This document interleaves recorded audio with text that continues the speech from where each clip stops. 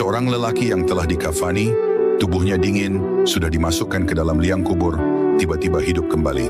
Bukan mimpi, bukan cerita karangan, tapi sebuah peringatan yang membuat semua orang yang menyaksikannya gemetar. Pada masa itu para sahabat sedang bersama Rasulullah. Mereka berbicara tentang kematian, tentang kehidupan setelah mati, tentang penyesalan yang datang ketika waktu sudah habis. Namun sebagian manusia masih meremehkan. Mereka bertanya-tanya, apakah orang mati benar-benar bisa kembali hidup? Apakah hari kebangkitan itu nyata? Tiba-tiba datang seorang laki-laki musyrik. Ia tersenyum mengejek. Ia berkata dengan nada meremehkan, "Wahai Muhammad, kalau manusia mati dan kembali jadi tanah, bagaimana mereka bisa hidup lagi? Mana mungkin seseorang bisa kembali setelah tubuhnya hancur?" Suasananya tegang. Sebagian sahabat menunduk, tak ingin terpancing. Tetapi tatapan mereka penuh amarah. Para sahabat menggenggam tangan mereka. Hati mereka panas mendengar ucapan itu. Namun Rasulullah tetap tenang, beliau selalu tenang. Dengan lembut beliau berkata, "Kalian ingin melihat tanda kekuasaan Allah?" Semua terdiam. Rasulullah mendekati jenazah seorang lelaki yang baru saja dimandikan. Tubuhnya sudah dibungkus kain kafan. Tak ada napas, tak ada gerakan.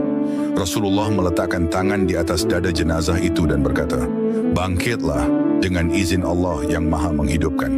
Dan seketika itu, kain kafan itu bergerak, jari-jarinya bergetar. Lalu lelaki itu membuka matanya. Semua orang terkejut. Ada yang mundur ketakutan, ada yang menangis, ada yang jatuh berlutut. Lelaki yang baru saja mati itu berkata dengan suara terbata, "Wahai Rasulullah, kembalikan aku ke dunia. Aku ingin satu kesempatan untuk beramal. Satu saja." Suasana hening, semua menyadari itu adalah suara penyesalan dari seseorang yang telah melihat kebenaran setelah ajal. Tapi Rasulullah menjawab dengan suara penuh hikmah. Kesempatan itu diberikan sebelum kematian.